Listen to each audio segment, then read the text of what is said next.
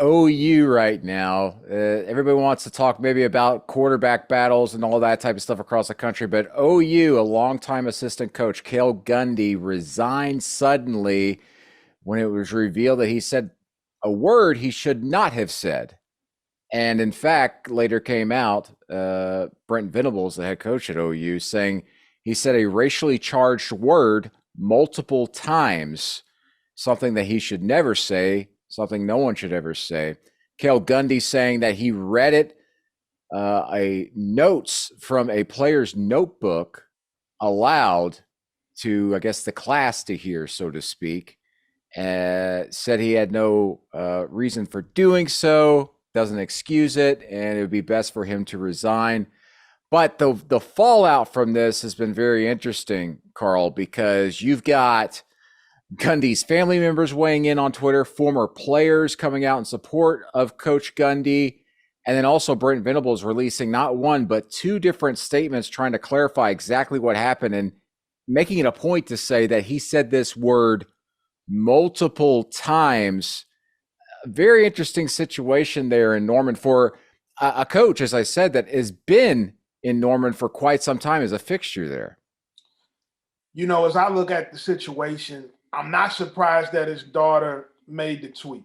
And I'm not surprised by that. When you've been at a place as long as he's been and the emotional tie to it, anytime somebody's emotions are involved or a human being, you have the chance that things like this will happen. I know that tweet was later deleted. Coach Venables has made two statements on this. And the second statement, he was a little more direct on how he felt like things should happen.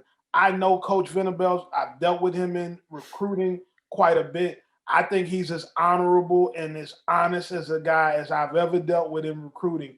I'm going to always tend to go on the side he's on because I've never heard or I've never experienced him being anything but honest.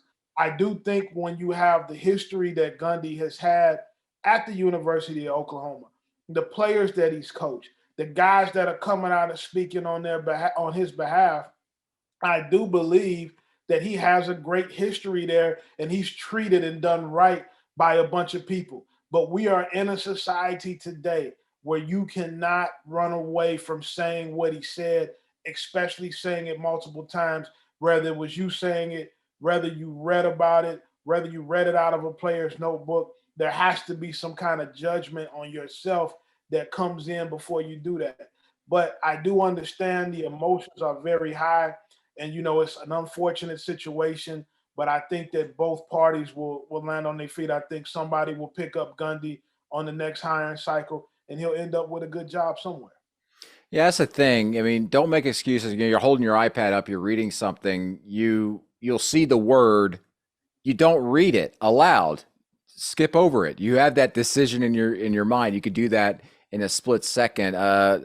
Incredibly just bad situation for all involved. I wanted to ask you, Carl, what kind of situation does this put the player who was taking the notes and Coach Gundy picked up the notes and read them?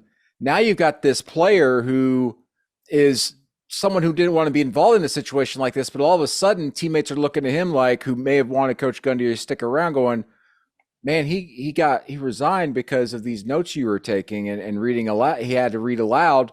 Or, I mean, could this like split the locker room, so to speak? And how does the player feel about stuff like this?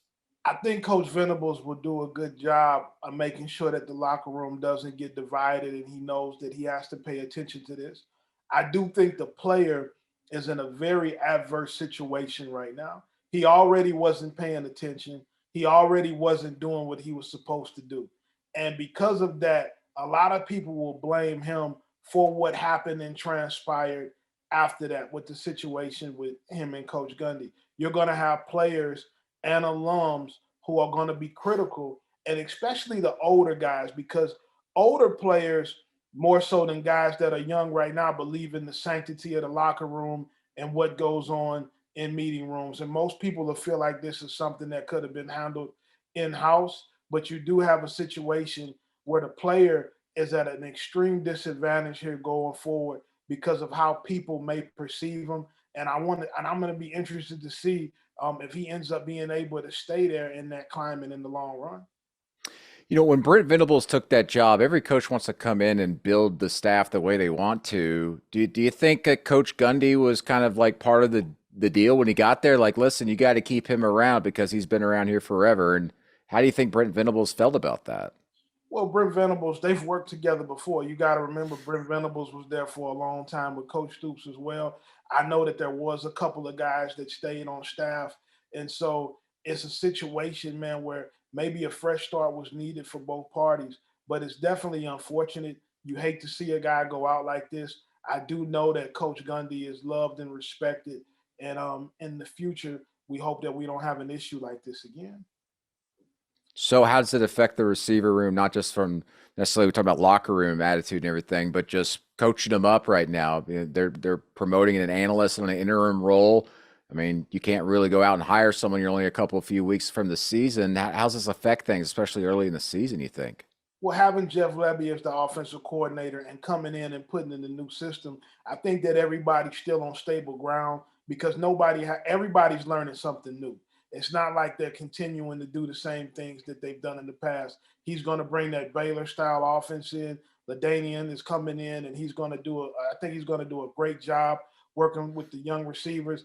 Coach Venables has given him the job on an interim basis, so we're going to get to see if he can hold on to it, if he does a good enough job. I think how well he recruits is going to also come into whether he's able to keep the job or not, because Brent Venables is a monster on the recruiting trail, and he's going to want guys who can recruit in a high level as well. But I think that they're going to be okay.